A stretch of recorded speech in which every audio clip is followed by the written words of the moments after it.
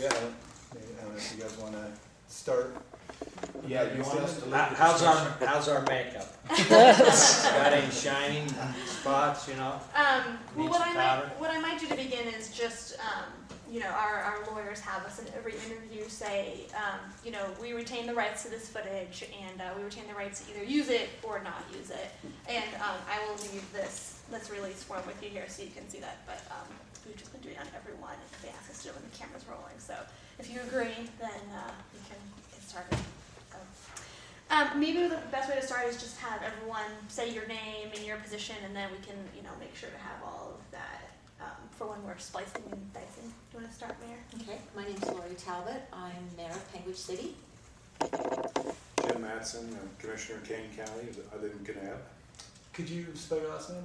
M-A-T-S-O-N. Thank you. Leland Pollock, Garfield County Commissioner. Dirk Clayson, King County Commissioner. Great. Okay. I'm sorry, so could you tell me your name again and spell it?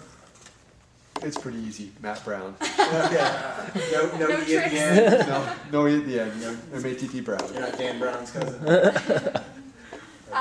Okay, so tell us, maybe you could start a little bit about, tell us about Penguich, the area. We like to get this background information so that we can, have a little bit of lead in with the editing process. But tell us about Penguich, tell us about Garfield and King County and what makes them special places. Penguich City we are striving to make Penguich City a destination spot. We do rely heavily on tourism. However, tourism cannot completely sustain Penguich City. And so industry, mining has always been a part of Penguich City. It hopefully always will be. We have had Kaibab Industries in the past that have mined trees. The Alton Coal Mine has been an economic boost for Penguich City. It currently employs 18 people from Penguich City, which allows 18 families to be here. It puts kids in our schools. It has just been a boost, puts people in our stores. Everything from the dentist office to the grocery store has benefited from them. It's been a boost for us. It's been a good thing. Barney Trucking has been a sponsor for a lot of our events that we do through the summertime that bring people to our area. They've just been a great supporter, purchase all of their fuel here in Penguich City, so that helps our road funds. It's been a good thing for us, economically. Can I ask one quick request? I know it's going to be hard because you guys are in these awesome swivel chairs, but Swivel? yeah, if you're when you're talking, I know it's like the natural tendency to want to do it. It was fine for that one, but just for future. Thank you. Do any commissioners want to add to what makes your county the best spot in You want me to America? start with Garfield or? No, let's go Garfield. Okay.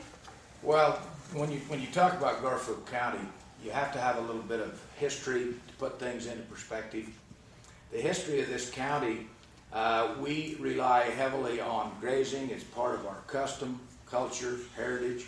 We used to rely on our natural resources, timber. We had a uranium mine. We had some coal mining in Garfield County. The problem we have now is that's all gone away, basically. And when you talk about the history of Garfield County, you've got to pivot into the timber industry. One of the sore spots in Garfield County is the fact that we used to have beautiful forests here. Beautiful. Second to none in the world. And we had about 300 people in the Kaibab sawmill. We had, I think, about 30 people in the Franson sawmill. We had probably 100 people in the Escalante Steed sawmill. Okay?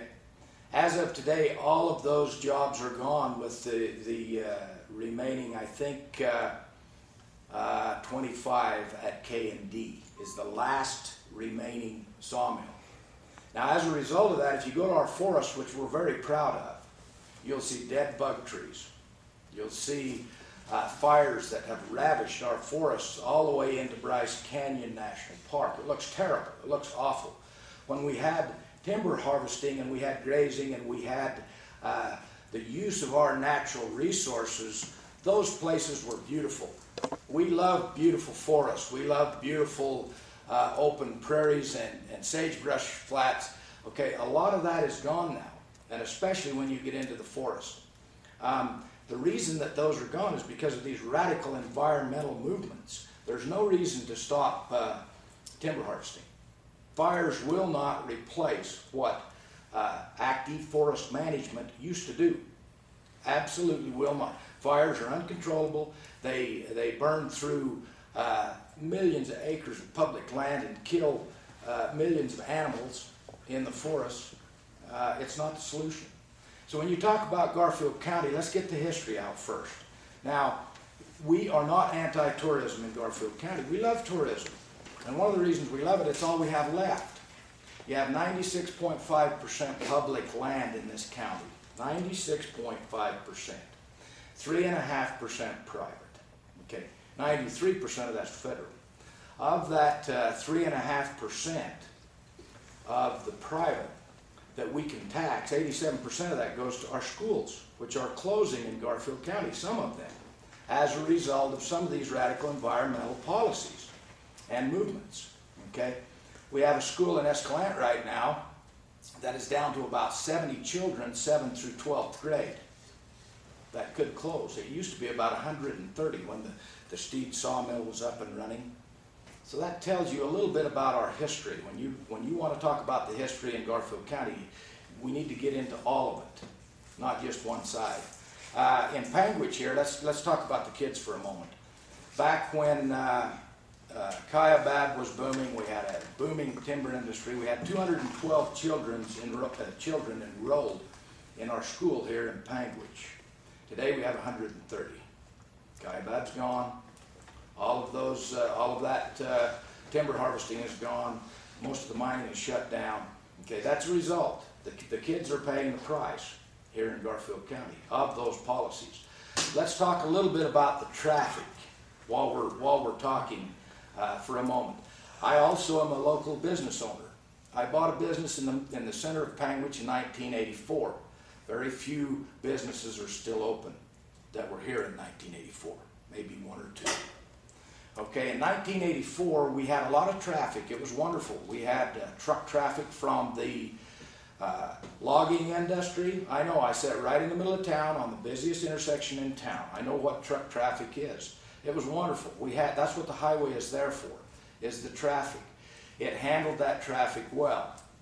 We had 130 trucks a day coming from an oil well in the eastern part of the county. 130 a day. Okay, you had some days oil trucks going one direction and log trucks going another direction. Okay, right here in the middle of town. Okay, that was back then. And back then, to put it into perspective, you had 10 gas stations, you had 3 grocery stores, you had 2 clothing stores, you had several motels, you had a variety store, you had 3 auto parts, you had commerce. Okay, you had a vibrant community. Now today, on the ground, you have 1 grocery store, you have 5 gas stations, you have a couple of restaurants, you have probably 1/3 the truck traffic and 1/3 the commerce in this town. So yes, that's a good question. The history of Garfield County is very important to us. And now tourism, which is not affected by the truck traffic at all. Take it from me, in 28 years of experience as a local business owner, the truck traffic has only increased by 3% because of the Alton coal mine. Garfield County supports the Alton coal mine. We support the jobs. We want more jobs. And the question you have to ask when you ask the history of Garfield County, and talk to the folks of Garfield County, talk to more than just a couple on one side of the spectrum. Talk to those folks that have to put gas in their car to get to work in the tourist industry that barely can pay their bills, that used to work in sawmills for a much higher rate of pay, that are now struggling just to survive. And that's all I have on Garfield County. Anything to add, commissioners, on Kane County in particular? Yeah, I would add that with Kane County and given our situation not all that dissimilar to Garfield County, our communities and our populations of folks, we have tremendous capacities, and we were able to fulfill, I think, a lot of different roles, not only in the service industry, but from the standpoint of supporting what it takes to have good, vibrant local communities as such. We also have to figure out ways to be able to support government and ourselves as we go along. So with those capacities, we're dependent upon balance. And I think within that balance, we can expect to get the kind of things that we can have value to deliver back to the American public and the world markets as far as what we can produce. And I'd say that as we have this kind of question about values nationally between preservation or utilization and conservation as such, I think it's a good, healthy debate. But I think we can also, point out, as Commissioner Clayson has pointed out, that we're the stewards of this place. We're the ones that live here.